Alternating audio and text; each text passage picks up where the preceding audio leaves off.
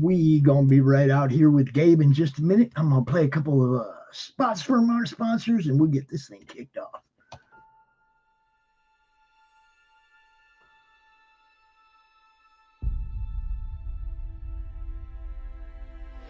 When they mine an area,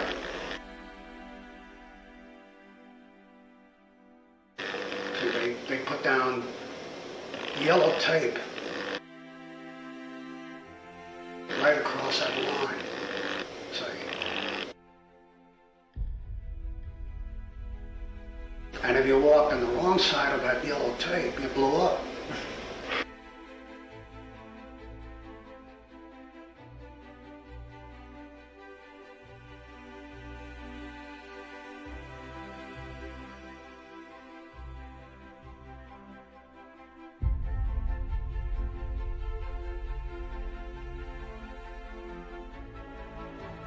Strange Tales 136. I remember it very clearly, and that was my first exposure to Kirby.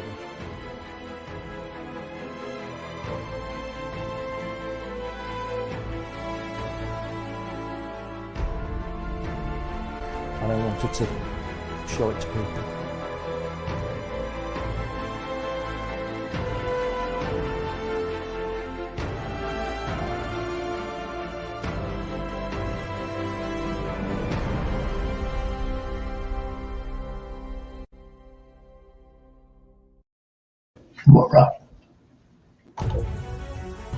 Sunsworn Wings of Vengeance is funding now on Indiegogo.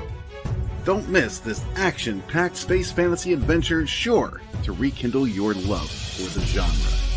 Get it now on Indiegogo or just go to sunsworn.com. Hey, it's Belle from Liberty Entertainment Distribution. We've got quality indie comics in hand ready to ship to you now. Yes, really. And it gets better. At Liberty, publishers set their own wholesale pricing, and we don't take any fees, so don't wait. Call or visit me today at ledg.us or call 1-800-525-2091. You know what's up. We out here for everything. Monday Madness at 4 o'clock, Madness First Timers. We got launch parties, countdowns, open draw stream on Sundays, and Crom Con every month. You guys know what's up. And of course, Madness Comic Network special editions. Like right now with this man, Gabe Eltaeb. How you doing, man? Madness, my friend. How you doing? I'm doing great. Thank you so much, Pops, for having me here. I'm really excited to be here. And I think it's really great how enthusiastic and supportive you are of all the different campaigns and just comics in general. You told me you're like a lifelong fan. Now, I know you want to interview me, but I just wanted to know. I don't know you that well. I saw you in a couple streams. You asked me to come on. You seem like a great guy. How long have you been reading comics? You will interview me. I know I'm taking over the interview here, but I just want to know how long you've been into this. I was first a mythology nerd. Okay. I had like a third or fourth grade teacher that gave me a box of books at the end of the school year, and there was a book of the Trojan War. Oh. It changed everything. Now I wanted to read everything I could get my hands on that had to do with mythology. So Greek mythology, Roman mythology, Norse mythology, Egyptian mythology. I was about 13. I don't know, I guess 13 or so. And we were at the supermarket, and I looked over at the spinner rack of comics, which I never paid any attention to. I was above that. I was a mythology nerd. I was above comic books. Right. You know what I'm saying? I look over, and there's Thor and the Hulk. Oh. And I was like, wait a minute. That's my dude Thor. What's he doing on this comic book? Hey, yo, Ma, can I get this? You gonna read it? Well, yeah. Okay. I don't know. They were like 25 cents or something back then, you know. Right. And there it was. I became a instant fan of Marvel and anything Asgardian and Thor, and it just, you know, blew up from there. Silver Surfer and we went to space. Oh my God, here we go. It just blew up. And I've been an avid reader of pretty much everything. Anything I can get my hands on. Star Wars, Dune, Wheel of Time. I've read all that stuff. Oh, Dune is just the best. I read the first 5 novels within the last 5 years, and I've started the 6th about 3 times, but I've just been so busy working. I've wanted to finish the Chapter 6th. House is hard to get into. I got I listened to them. And Chapter House, those two are kind of a hard I'll tell jump. you, if you're out there in the audience and you haven't read Dune, do yourself a favor and get it. I listen to them as audiobooks because I'm drawing and coloring all day, but they're amazing. Roy Dotrice is this amazing English voice actor, and he reads all the Game of Thrones books, and he reads some of the Dune books. And actually, the first Dune book, the very first one, they had like 3 or 4 actors voice act that book, and it's fantastic. So I haven't actually read them. I have audiobooked them, which is basically the same. But they are fantastic. If you guys have not got a hold of Dune, get a hold of it. And you'll see that Star Wars, Lord of the Rings, Warhammer, all of it ripped off Dune. Dune is the OG. All of it ripped off Dune. Well, I think Lord of the Rings might have been before Dune, but yeah, maybe Dune ripped off something. I haven't heard of it, but oh my god! And I love Star Wars and Game of Thrones and all those things. But there's literal like the face dancers in Game of Thrones that could change their face. There's literally face dancers in Dune, and they're called face dancers, and they can change their faces. Yep. So, someone had a question for me in the chat real quick. Shadowhawk back says, Gabe, have you made any announcements about what your first CG project will be? Oh, you guys, I am more. Can I go ahead and address this, Pops, or did you want to get to something else first? Or I mean, that's part of the ambiance of my show is I let the chat ask questions too, man. I like my show to be very interactive. It keeps it more entertaining. Well, it's fun. I will say, I've announced some things, and hold on. Today, it's great that you asked that today, because I just was messaging with Philippe Briones. He's illustrating a book that I'm writing. He's a master illustrator. He started off at Disney. He's from France, and he got into Gobelin, which is one of the most prestigious animation schools in the world. They accept very few students. He was a lead animator at Disney when they made Tarzan, Emperor's New Groove, Atlantis, Brother Bear, the Goofy movie, late 90s, early 2000s. He's like 23 years old and a lead at Disney. And the best comic book artists are the guys that worked in animation and have that background, because they make everything zip and move with that Kirby energy on the page where it's kinetic. And we met doing Aquaman on Rebirth in 2016. He was the fill-in artist for Brad Walker, but he was faster, so we did the majority of the issues. I colored all 24 issues the first year, but Philippe drew a majority of them. Brad Walker only did 6. He's a great artist, but he's not particularly known for his speed, Brad Walker. Love the guy, though. Not shit-talking him. He's a great, nice guy. And me and Philippe, we really got tired of doing all these, what I call being a fireman for DC, where it's like every bad deadline, every single problem they can find, they just give it to you because you show them that you're too reliable. You know what I mean? And me and Philippe would talk privately, like, I'm so tired of this. I hate this. They're always sticking us with these horrible deadlines. I'm missing holidays. I'm missing weekends. We need to do our own shit. We need to strike out on our own. And it was editor Brian Cunningham that kind of talked to me about that and got it rolling in my head, because I was complaining to him about it a lot. I was like, these are terrible deadlines, man. This is not fair to us. We're so relaxed. And he said, hey, maybe do your own thing at Image or somewhere. So we've developed a few properties. And then Philippe left DC because he was tired of how he was being treated. I stayed there a few more years, and I was jealous watching him leave and go back to France. And he was living in America at the time. Anyway, he comes back, and he's taking a hiatus from working for any publishers for like a year. And he's trying to find himself, and he's being more spiritual. He told me he spent the last year with God and himself and trying to like really connect to what he's supposed to be doing. He's about 51, 52. He's one of my best friends. I love Philippe. He's a brother to me. And I called him up when I came out and joined Ethan. You may have heard how I joined Comicsgate with a thunderous entrance when I just decided to dog cuss DC Comics on Ethan's show in October. And I just had enough. I'd had enough of the bigotry against Christians and conservatives. So anyway, I tell Philippe, hey, remember Ethan, the guy I told you about, all the crowdfunding 3 years ago? Because I'd been talking to Philippe about it for a while. I said, do you want to do that book that we made up? And he said, oh my God, I'm so glad you called me. It's perfect timing. I've renewed my life. I'm over my burnout, this and that, blah, blah, blah. So we said, we're not going to do those that we made up. We're going to make up a new one. So we start like, do you like martial arts? Do you like Blade Runner? Do you like Indiana Jones? Do you like Ghosts? Do you like Haunted House? And we just like, what do you like? What do you like? And we start, okay, we'll do some heroes. It'll be in the future, but it'll also be, I'm going to show you the art in a minute here, because I'm sharing my screen if you can get it up there, Pops. Nope. But we're talking about superpowered heroes and an oppressive, like, governmental city, like the movie They Live, where everyone is super happy, but they're totally oppressed. And there's freedom fighters that live outside of the city. They've escaped, and they're trying to get back in to free the people and stop this horrible mind control, alien stuff, cyborg stuff, controlling people's minds. But Philippe said, what do the heroes look like? What are their powers? And this was the moment I knew, being like free and getting away from DC and the mainstream, those big, cold billion-dollar companies, they don't care about art. Philippe said, what kind of powers do they have? What are they? And I said, what do you like to draw? And that was a eureka moment. I said, oh my God, this is like being a 6-year-old drawing again. We could just draw anything we want. We could write anything we want. And why today is such a great day for this book that we're working on is I finished writing, I finished the whole plot. It's a 128-page hardcover. This is going to be the book itself is going to be a work of art, let alone when you open it. And I finished the plot, and now I'm breaking it down into 6 20-page chapters. This is preliminary. Numbers might change. And I've got the first one, 20 pages, pretty much done. And I got the epilogue completely done. So he's starting on art on that. And this stuff here is just some of the concept art that he did. So these aren't even comic book pages. These are just sketches that he sends me an email, like, what do you think of this look for? Because he loves the idea of chimeras, where they're combining humans with animal DNA and stuff, and aliens and stuff, and robots. This is our main hero here, Tobias. He's the freedom fighter and stuff, and he has a connection to a lot of that old.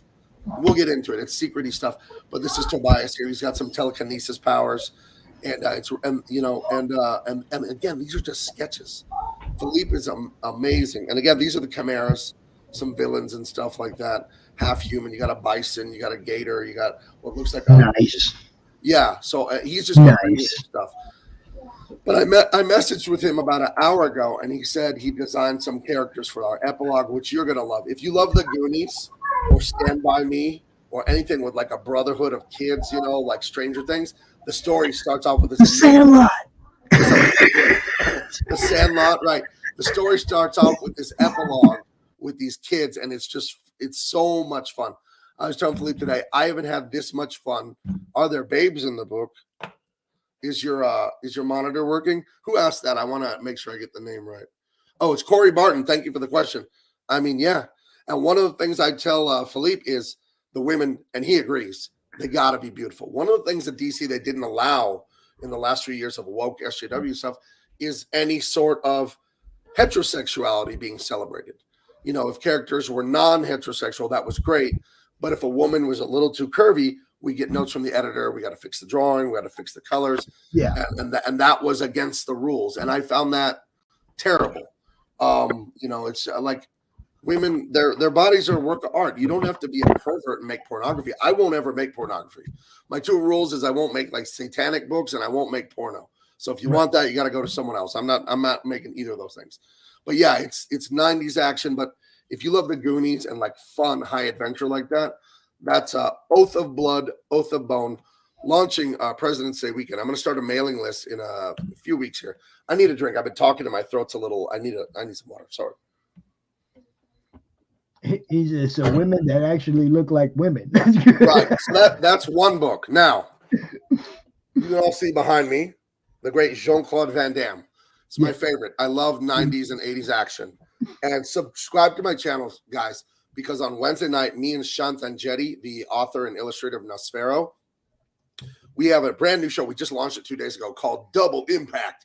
And we just talked Rambo. And it was very good. I watched it. Thank you very much. It? Okay, guys.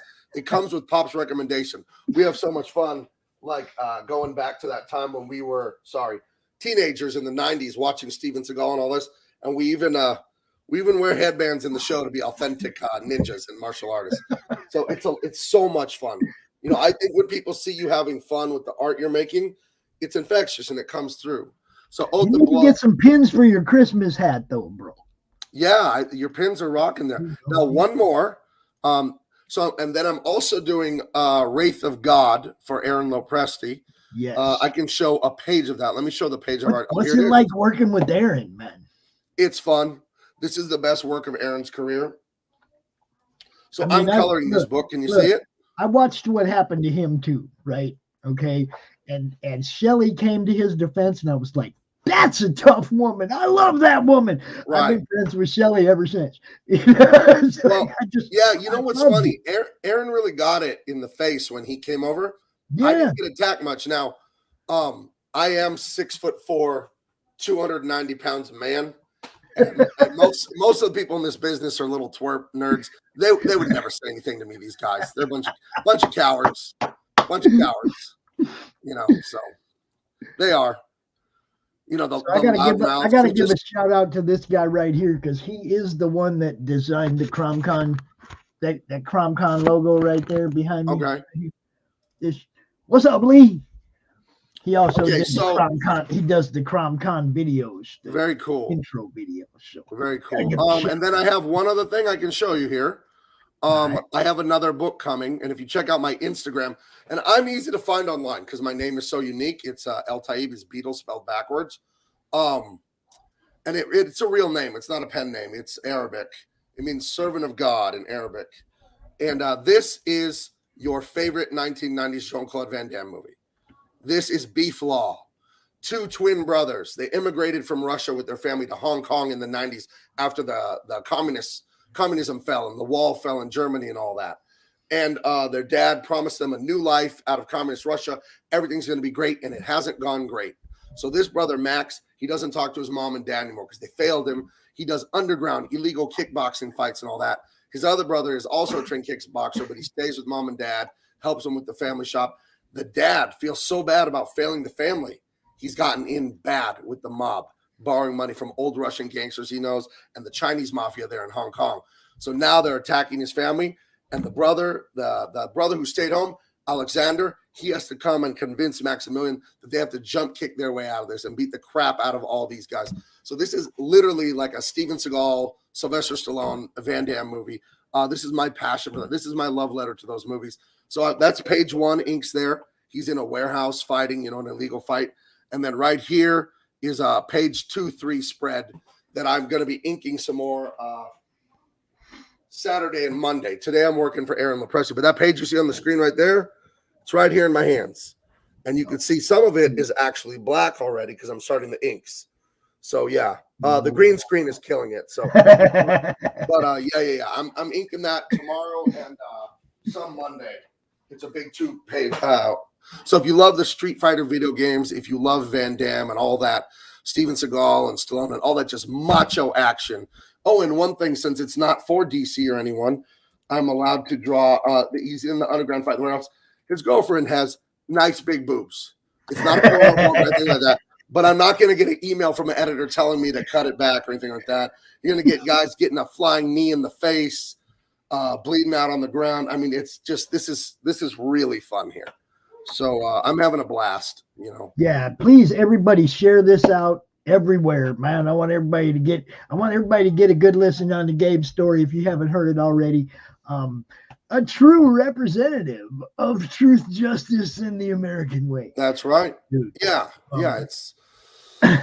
We were kind of like touching on each other's journey in the backstage before we started how we got here, and I kind of told you I started on Facebook, right? And I just watched things, and I was told who I was allowed to hang out with and who was going to be bad for my image.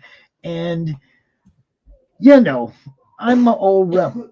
If you tell me no, I can't, I'm probably going to be the first guy in line to go check it out. You're my kind of guy, Pops. You see what I'm saying? They said, no, Comicsgate is bad. Well, no, clearly. I read the wiki and I went, yeah, but anybody can mess up a wiki. Right. It just depends on who's got the keys to that. I need to go get in these chats, talk to these people, get to know them. And it started with Simon Potier. He was on Indie Volt. He was on their show, and that's how I met him. And that was how I got introduced to actual people in CG. Right. And you notice in our culture now in the West, anywhere that there's free speech, it's conservative.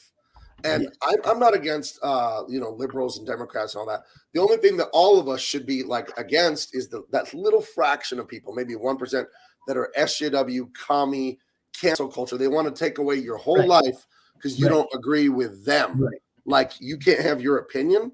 And I would say to them, how dare you? Who do you think you are? And my buddy Shanth and Jetty, he really nailed it the other night on Double Impact, our show Wednesday night at 7 Pacific. Check me out there. We're going to have a lot of fun there. He said it's the reason they want to lower the standards. They want to make ugly art. They want to tell women, oh, it's okay to weigh 5,000 pounds. They want to tell men it's okay to be weak and never accomplish anything. Aggression is wrong. Bullshit. Aggression got everything done in our culture. The reason they want to lower the standards, here's why they want to lower the standards. And it's the editors, because the editors at Marvel and DC, they're failed writers. They're losers, and they're losers because they chose to quit. Because they could be good writers, but they chose to quit on their dream, and they hate seeing other people live their dreams. That's what it is. Shanth nailed it the other night when he said that. They want to pull people down. They see you winning. They see you having success. They see you being beautiful. They see you making money. They see you being happy. They see you making gorgeous art, and they want to make it ugly because how dare something exist for someone else other than me, the secret king of the world. They're complete psychotic narcissists. But it's not many of them. We say the left, but no. Most Democrats, left-wing people I know are very normal, loving, down-to-earth people. Yeah. But these it's a fraction of people. They're troublemakers. So CG is just a reaction to that. It's like, no, you're not my God. You're not my dad. You're not my mom. You're not going to tell me what to do. You're not going to tell me what to think. And if you want to make dog shit comics and say that America and its exceptionalism don't matter to Superman, then fucking do it without me. Because you're losing me. I'm not losing you. Okay. I will never back down from that. Okay. And that was what got my attention right away. I mean, I seen you come out right away. It wasn't like I caught it a week later. Yeah. Right. I was on scene that day going, oh my God. Right. It was like, yes, finally somebody's actually standing up and saying what everybody's thinking. Well, it's. I mean, they're so racist in Hollywood. These companies. I was able to hide my thoughts and politics and all that. I mean, they knew I was Christian, but how dare I vote for Trump or whatever. All I had to do to these racists was write my name in Arabic on all my social media. I wrote my name in English, then I wrote it in Arabic because I knew they would racistly say, "Oh, he's Arab, so he's liberal like us and hates America and hates Trump and all that." Guys, I don't even speak Arabic or read it. I looked up how to write my name in Arabic. I've never been to that. I've never been to my dad's country because the socialist dictator has my dad on a death list, and we can't go there. My dad says it's dangerous. So people do not realize how fucked up those cultures are or can be to their own people. It's like, man. Yeah, and it's the culture, beautiful, family oriented. The government completely corrupt, horrific. Murdering, you know what I mean? When you mesh the church and state, just like they try to avoid here, right? When you mesh the two, you have a problem. When sins become laws and laws become sins, you kind of run into a problem because now men of God are making law. Right. And then you have a problem, But one thing I don't get about how the far left and even the far right. Look, you guys, when censorship begins, the first people they silence are the people with a free spirit and a free mind, artists, creative people. You're the first ones they squash. Okay? So you got to stand against censorship in any form. Right. Like I think that that quarterback, Colin Kaepernick, I think he's a dumbass for taking a knee on the flag and this and that. But I think it's even worse. And I know I'm a huge NFL fan, and I know NFL teams secretly got together and talked and said, "Don't hire this bastard. He's taking a knee on the flag." And I think him kneeling on the flag is so disrespectful. But freedom of speech, I believe in it, and I don't think that guy should lose his job for kneeling. I think he should lose his job for throwing interceptions if he sucks at football. But if he hates America and he's good at football, fine, hate America. But you can't cancel people for their politics. I'm sorry, you can't. You got to have principle. If I don't want to be canceled for mine, then I can't cancel Kaepernick. And I guess I'm just more of a man than the people at DC and Marvel. I mean, I know I am. I don't guess I am. So it's like I said, it's just crazy, man. Censorship is the worst thing that can happen to a free society.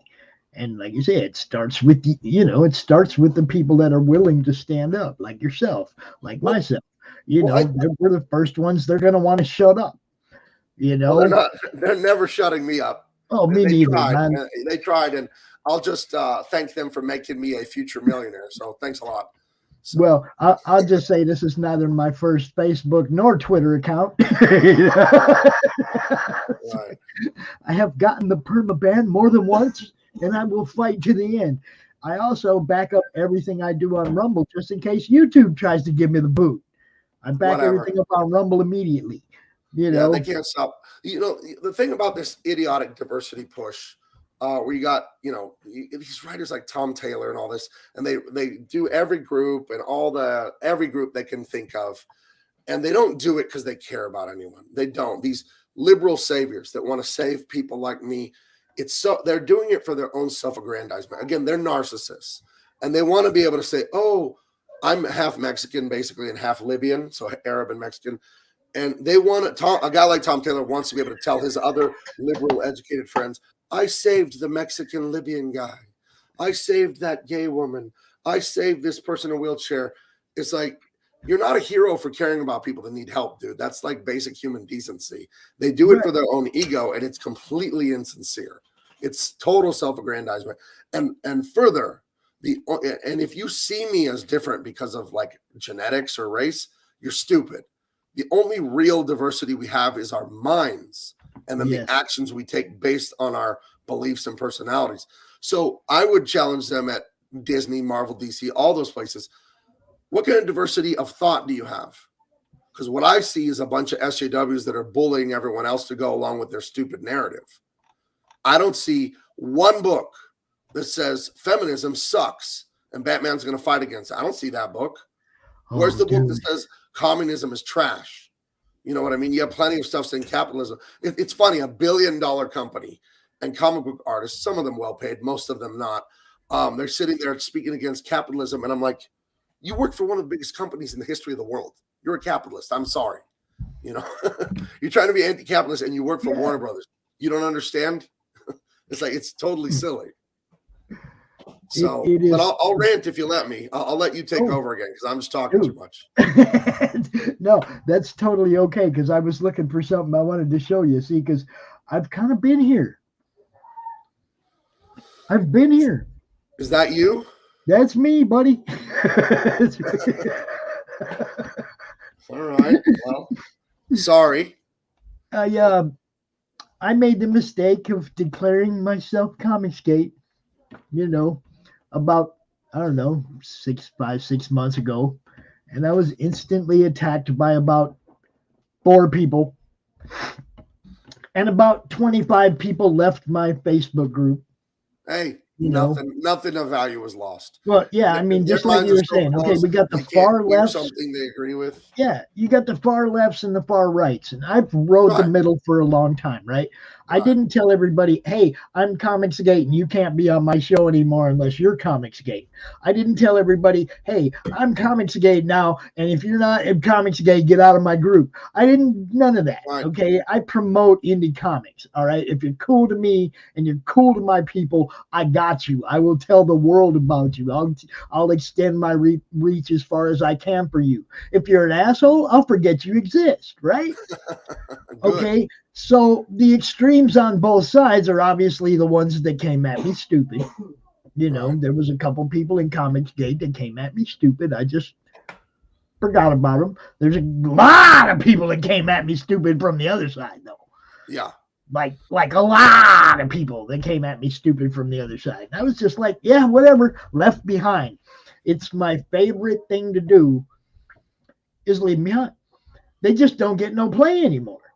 Okay, they come at me stupid. They try to cancel me. Okay, I'm canceled for you. I can't promote you anymore. You've canceled me. How does that feel? It didn't stop me from doing my show. It didn't stop. I consider them all speed bumps, Gabe. I ain't lying. They're Yeah, speed bumps. that's how I look at You it. Like know? I worked for DC Comics for 14 years. I worked as a professional artist for like 22 years now or something like that. And working for DC Comics, even though I've only been away for 2 months, it feels like another lifetime. I feel so alive, so light, so happy every day. When you work for a freelance for Marvel and DC, they don't pay you very much. You never get a raise. I had the same page rate from 2011 to when I quit. You don't get raises. I mean, kids at McDonald's get raises every year. And I know people for sure at DC that have the same rate from 1996 until now. They're so stingy and cheap, and they get you because they know that you want to work there so bad that you'll put up with a lot of shit. Well, they mess with the wrong guy. I love that I gave them such a bloody nose when I did that on Ethan's show because they were trying to celebrate their stupid DC fandom, and Jim Lee was giving this retarded press release about, oh, we're getting rid of the American way and saying a better world. Like, dude, your parents emigrated here from South Korea. This country gave you what you have, dude. My dad immigrated here. This country gave me what I have. The fuck and you this talking killed me about it because Clark Kent had small town American values. He was raised with those values. How can you go out there and act like holding up a sign is not my Superman? Right. Man, when you left, I was like, yeah, I understand. You know? Yeah, no, I think this. I wrote, check out my channel, everyone watching. I have a video I did said what I told DC. And I was friends with Jim Lee. I'd still be friends with him if he would be cool with me or whatever. Maybe he doesn't care that I'm mad. But I have his phone number because he's the one that personally hired me. And I texted him, and you can watch the video, what I told DC, and I read the text that I sent to him. And, you know, I told him that what makes Superman a hero is not his heat vision or his freeze breath or his super speed or strength or whatever. So what makes him a hero is his kindness and his generosity and his restraint. He's so strong he could rule the world and no one could stop him. And I said, and do you know where he got his heart from?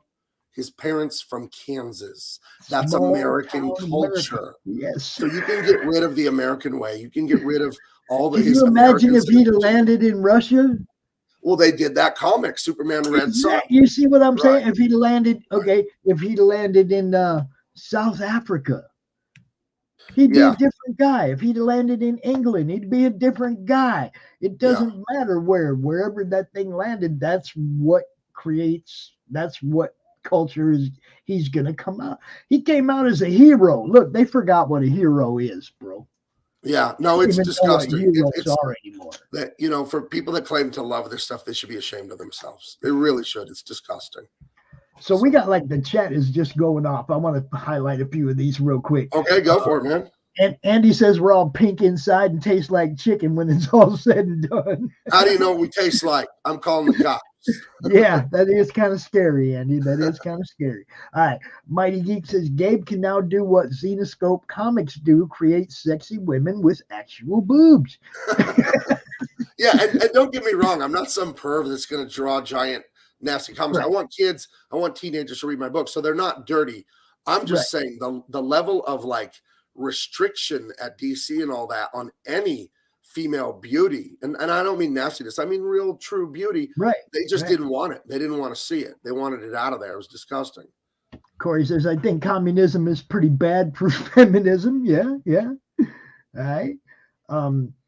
Let's see. We got Trash Can Conductor dropping my merch logo or my merch link. Appreciate that, man. Corey says, I'm still waiting for some SJW to try and attack me. It hasn't happened yet. I told Corey in the chat, I said, you'll get there. Yeah, well, that's also because you got a brother. You guys can tag team on people. They're scared when you got backup. See, that's where Comicsgate gets his hate from. Look, I look at I don't call it a community. It's a family. And we don't all love all our cousins. Okay, we don't all get along with everybody in our family, but somebody comes up against your family, your whole family stands together, right? Right. Yeah. That's what Comicsgate is. You come at one of us, you end up getting a half a dozen come back at you. Don't hate on Comicsgate. Comicsgate can care less what you're doing.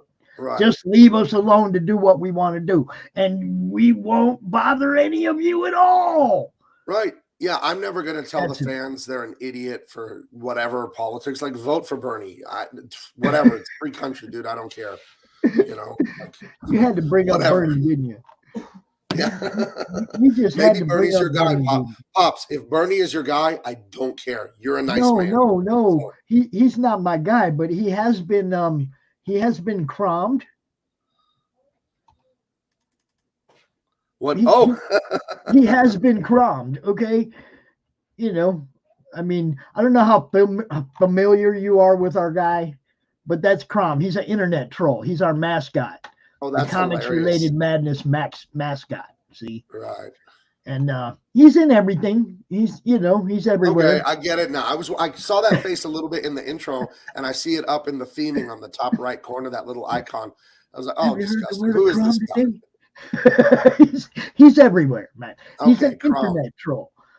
We've had like a couple dozen different people draw him. We have so he's like we're probably going to be doing something with him here real soon in the industry. Watch out. Very cool. Very cool.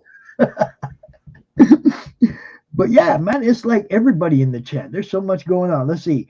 I like Gabe. He talks to the chat as we talk. Thanks for that. Much respect. Oh Definitely. yeah, I've been You answering know. them as we go. I've been talking to you and then talking to them. So I always try to do that. Yeah. Well, I mean, like I said, that's the way my show is. I like to interact with the audience. I wish I could show every single comment, but eventually you run out of time to do all that.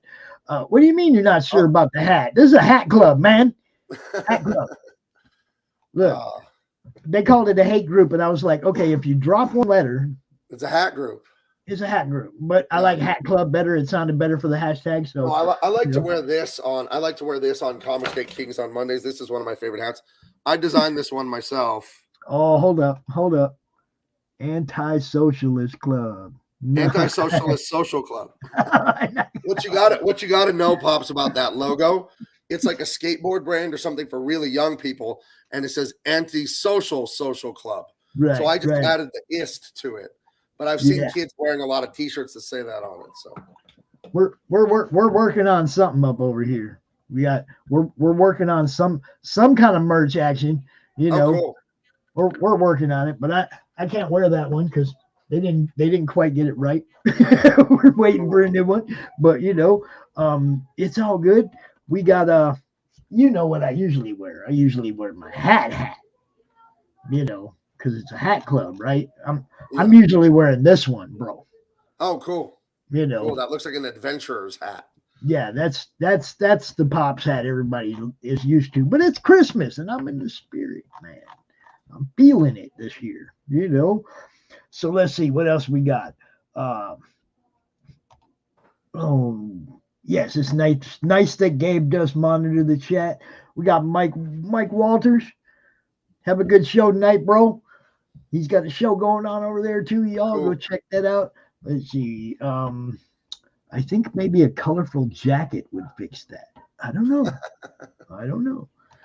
To think that comics get started as a consumer revolt, then professional artists decided to give the consumer what they wanted, and we reward them for it. I want to tell you a quick story about dealing with fans.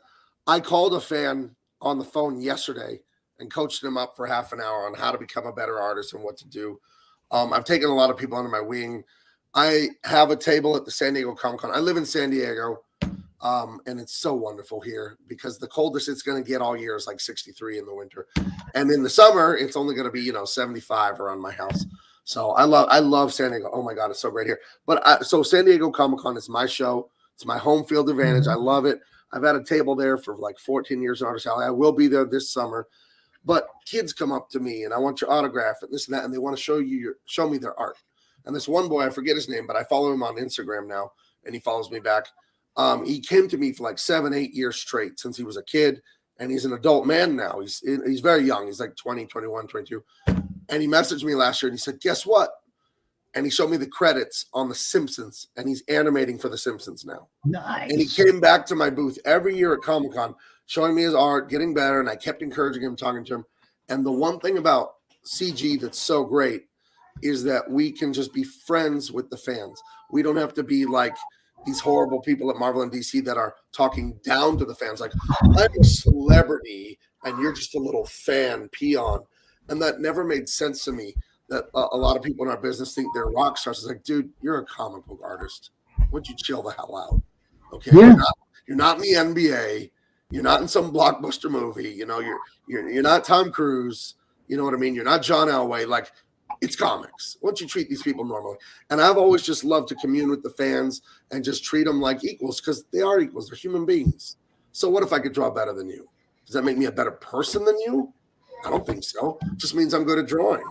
You know, so I think CJ, I want to thank the fans so much for just being so fun to talk to. I love when I do my streams, and I'm getting super chats now, Pops, because my channel finally got monetized, and that's like really, really flattering that someone would pay to talk to me.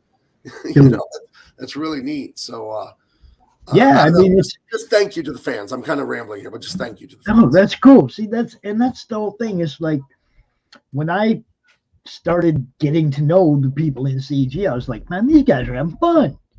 They're not all bitching at each other. They're not all whining, you know, about, oh, this platform sucks or that or whatever. It's like they were just doing their thing. Now, that's not saying there's not a few people that have a beef with Kickstarter, and I get that.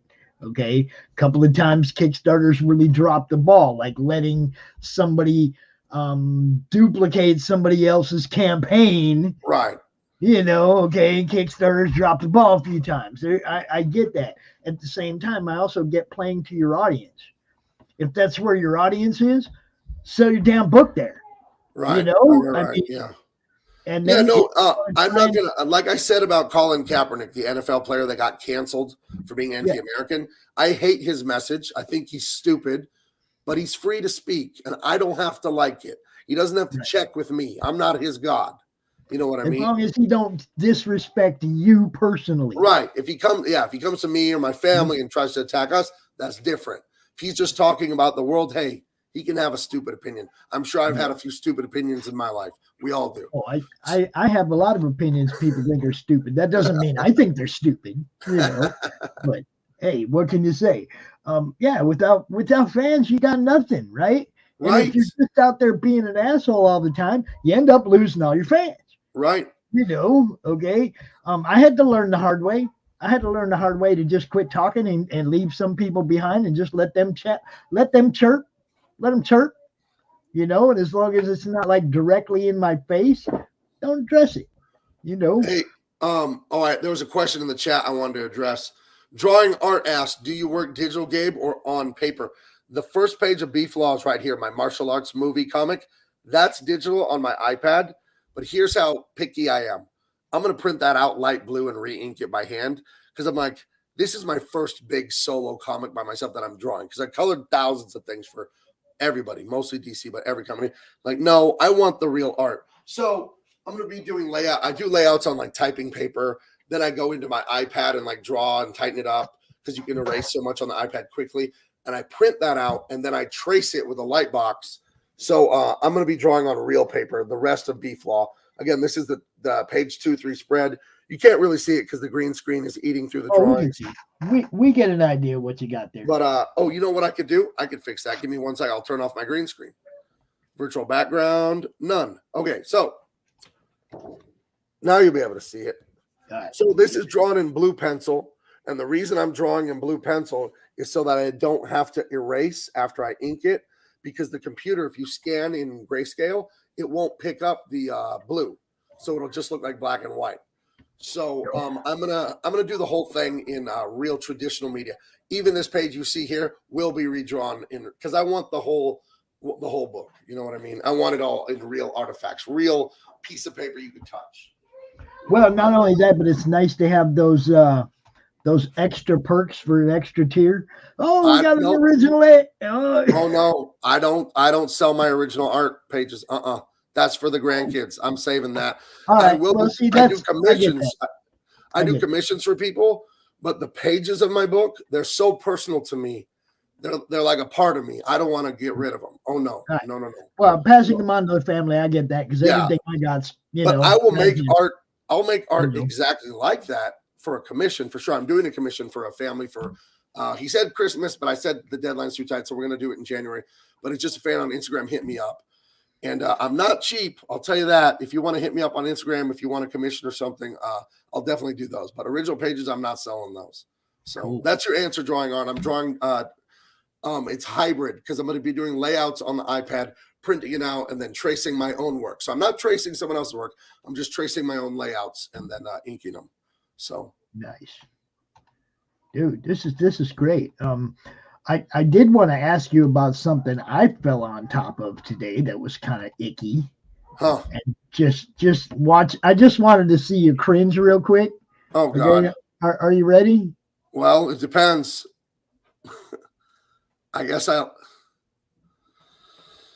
yeah, this is Tom Taylor again. And if I were a gay woman, which I'm clearly not, I'd be insulted because it's like, dude, you don't really give a shit about us. You don't really think we're underrepresented. You don't really think we need a voice. You're stepping on our backs to glorify Tom Taylor. It's disgusting. I'm not a white guy. I'm a minority. I'm the first generation son of an immigrant, and I'm a Mexican. And there has been, do you know what it's like to have my face and last name right after 9/11? I've seen racism. It's ugly. But what I don't need is someone like Tom Taylor stepping on my neck to climb up and lift himself higher.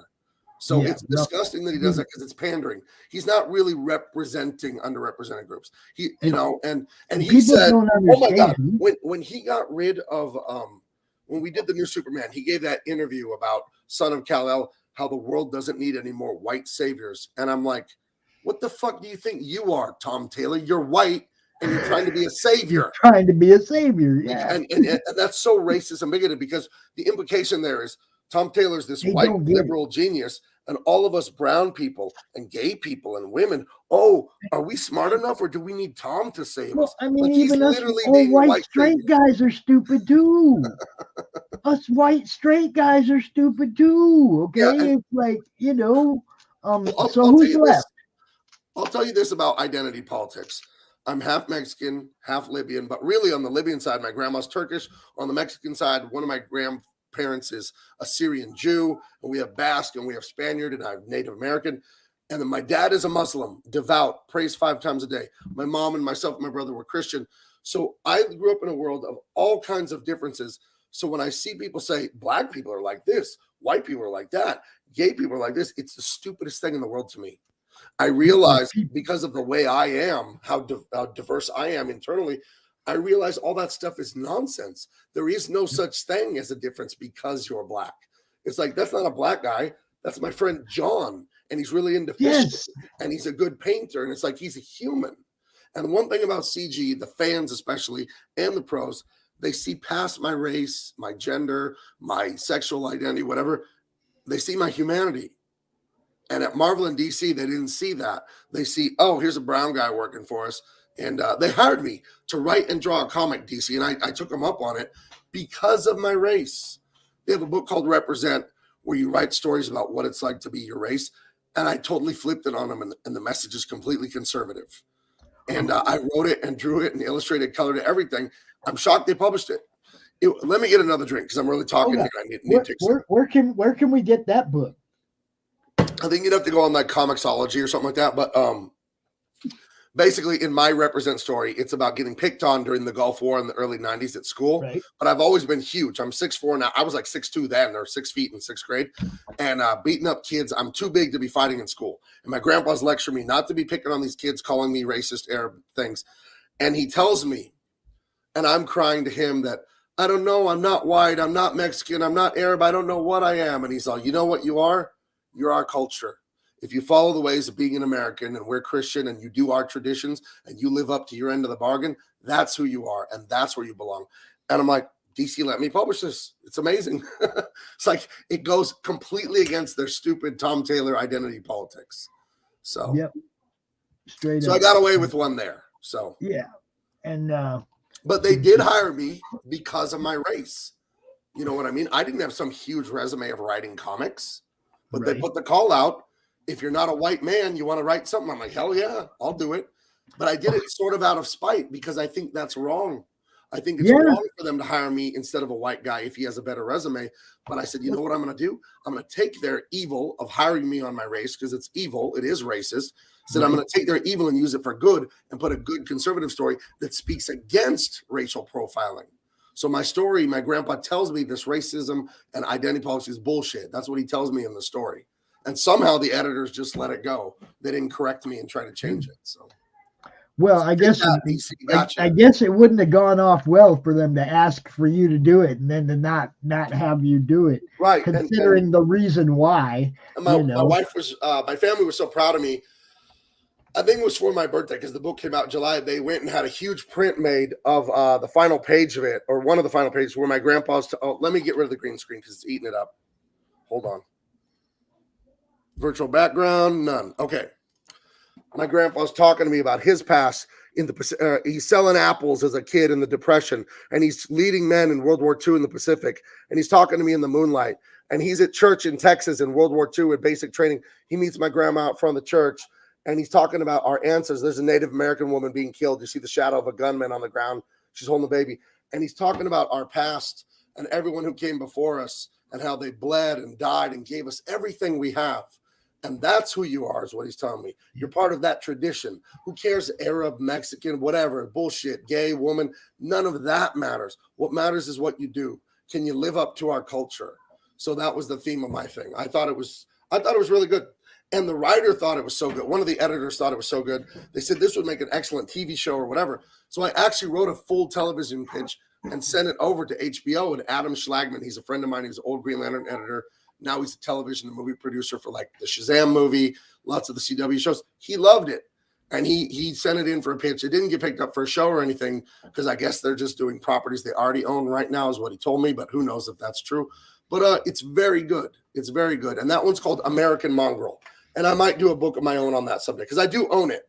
One of the deals when they hired me to write this is I do get to own the intellectual property. So I actually own this one. Nice. So well, I did a little powwow with this guy, Trash Can Conductor, last night. We had a little powwow. And we came up with a couple of things that 2022 is going to be a good year for the madness too, y'all. Yeah, it is. We're gonna blow it up all around the place, right?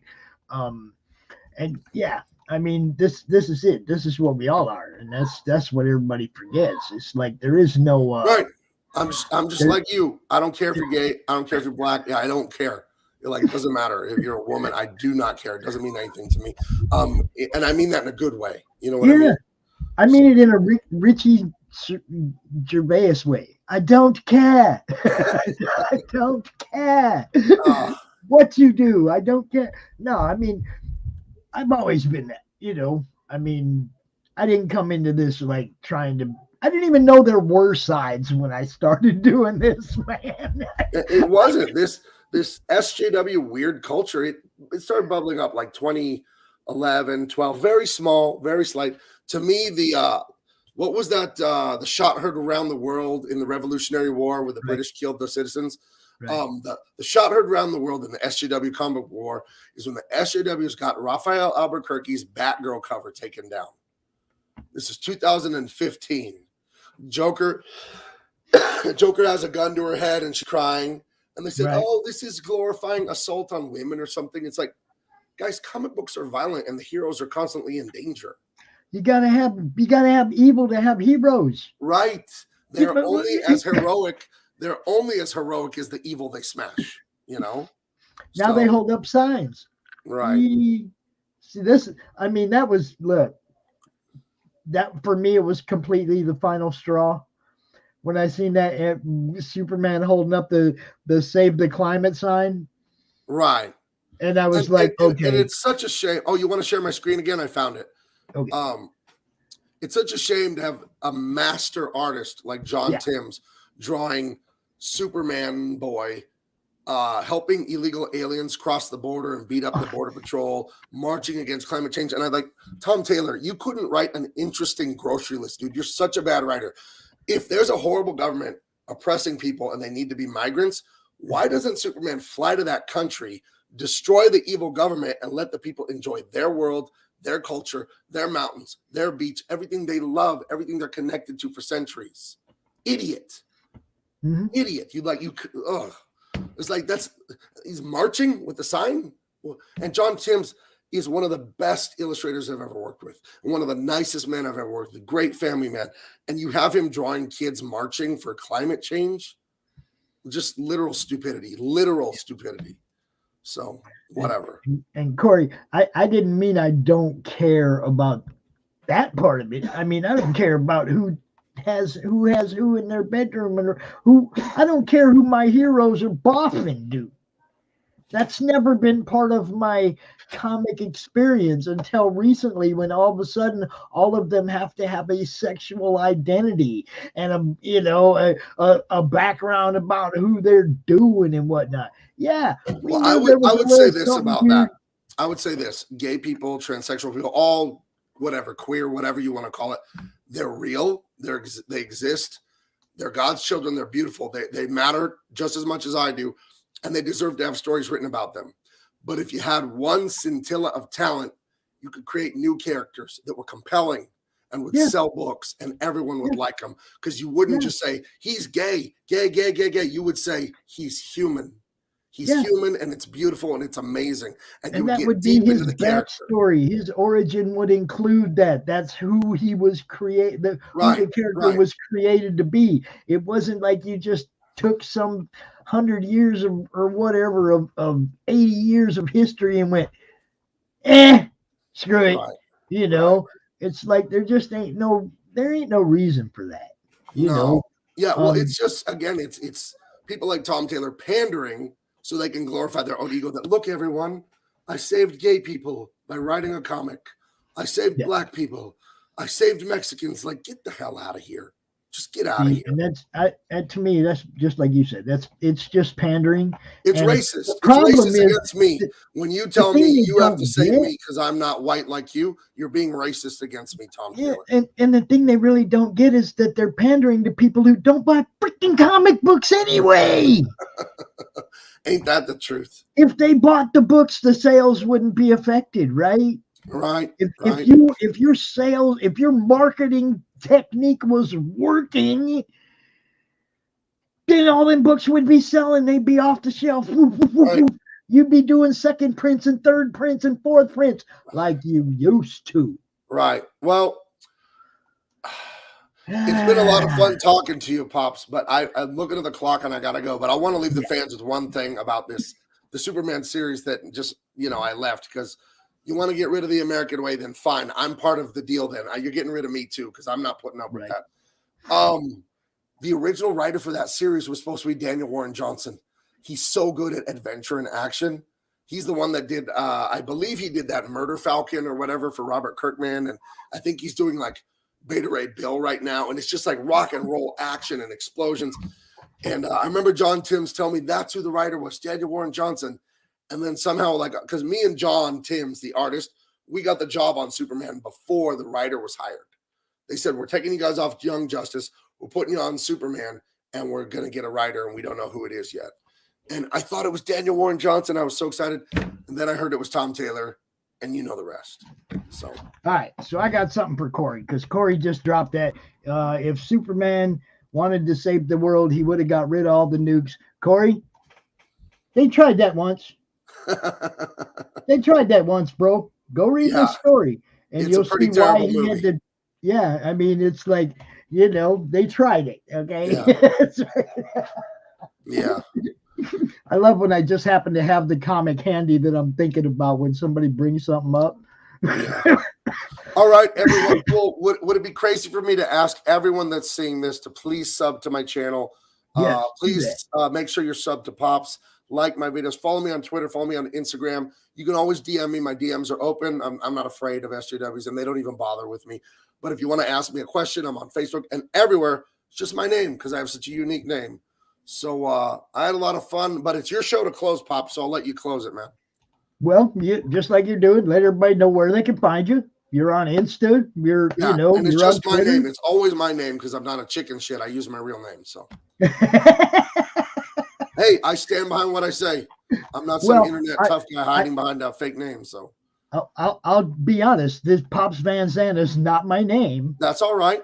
But it is a legit nickname I've had for way longer than I've been involved in doing this.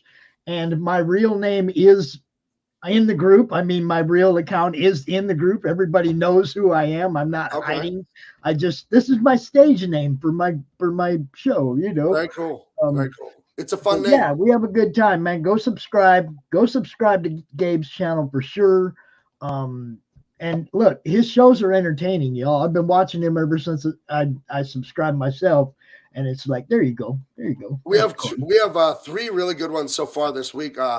We had my daughter and I. She's a stand-up comedian, literally. She's been doing stand-up in Hollywood and San Diego since she was one or the dance. Yeah. It's called Father-Daughter Dance. We do that once a week. We joke around, me and her. We have just great timing and chemistry together. And then on Wednesday nights, I do Double Impact with Shantan Jetty, where we talk all about Van Damme and Rambo. That is so much fun. And yesterday, I had Chuck Dixon on. What time is that? That's 7 p.m. Pacific on Wednesdays. Double Impact. So that is must see YouTube TV, whatever. And then I had Chuck Dixon on yesterday. That was so much fun. I'm gonna have Chuck back all the time. He was amazing. Yeah, I watched that one too. I got to get Chuck on my show. He's been in the madness for like a year. He's really fun. Oh, and then one of my very, very, very best comic book friends, Mike Barron. I had him on for the 3rd time since I've been back with Comics. I had him on this morning. We had a great talk about the Punisher this morning. Watched this morning too. Please sub. Please check him out. I was honored to be here, Pops. Thank you so much. Hey, anytime, man. Anytime you got something to tell us, come on out. You let me know. Just anytime. Hit me up on Twitter, whatever. You're a good dude. I really appreciate it. And bow. Oh, we bow. Oh.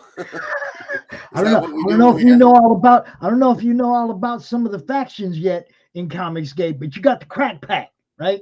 I don't know what that is, but I've heard the name. What's it mean? You know how everybody has their addiction? Uh-huh. These people are addicted to comics and fun. Oh, it's okay. Crack. It's I thought you were going to say they were addicted to actual crack. I'm like, well, I don't know if I can be friends with crack. But they'll talk about smoking crack all the time, and it comes across that way sometimes. But that's totally not it. Okay? If you look up on the screen, I've got the good stuff, baby. I got the pure stuff right here. You're coming right to the source. There you go. See, you get it. And you want it, I got it. You know, my faction is kind of Hat Club. Okay. You know, all right. Okay, it's like, and we all cross over each other's boundaries. It's not like, but there are some people in CG that don't like each other, just like every family. Just like I said, man, but hey, they all stand together when they need to, and that's what matters, man. Oh, all you guys rock. Thanks for watching. Thanks for subbing to Gabe's channel. Corey. Thank you, Mighty Geek Studios. Thank you for subbing. I appreciate it. Yeah, man. You guys check his stuff out. It's good. Our first job is to entertain. You guys are awesome. Thank you so much. And welcome to the world of indies. We are very glad you are here, my friend. Total freedom. It's awesome. All right. You have a good night, man. I got some commercials to play.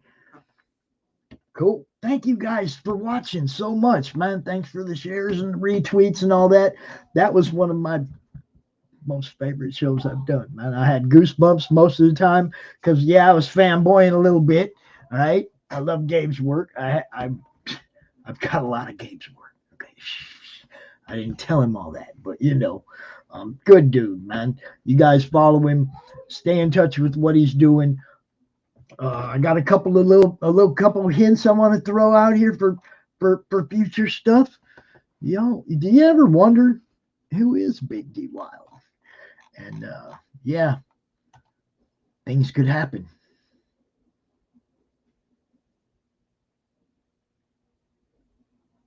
Things could happen. I'm gonna have fun in 2022, y'all. You guys have a good night. I'm gonna let you get out of here. There's other good stuff to watch tonight. Check it all out. Author Cindy Kep is writing on the edge. Books include Remnant in the Stars, The Loudest Actions, Lines of Succession, Mindstorm,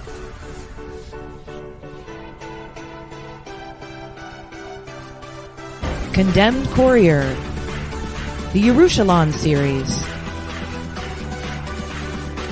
and Animal Eye. Find author Cindy Kep at CKOEPP.com today. Don't forget that CromCon casual Christmas CromCon the 25th. We're going to open presents. 26th, all day open mic. Come out whenever you got time. Say what you got to say and go back to your family. Go.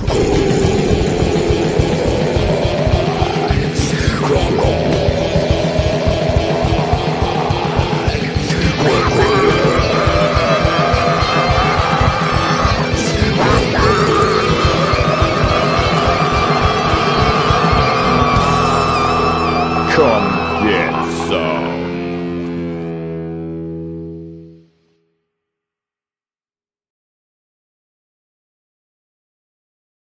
Don't forget, catch that 10% discount on your Gemini mailers. Bolt10 is your discount code.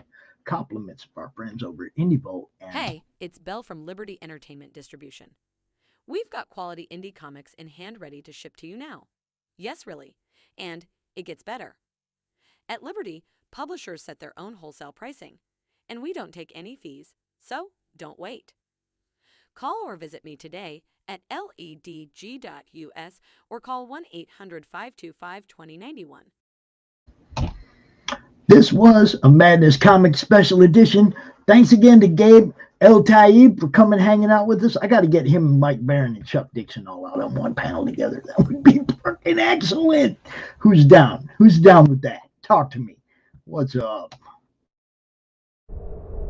In a world ravaged by monsters, a new evil has risen, poisoning the land and threatening humanity. Now, the Monster Matador, along with the meanest and baddest kaiju killers, have joined forces to kick its ass.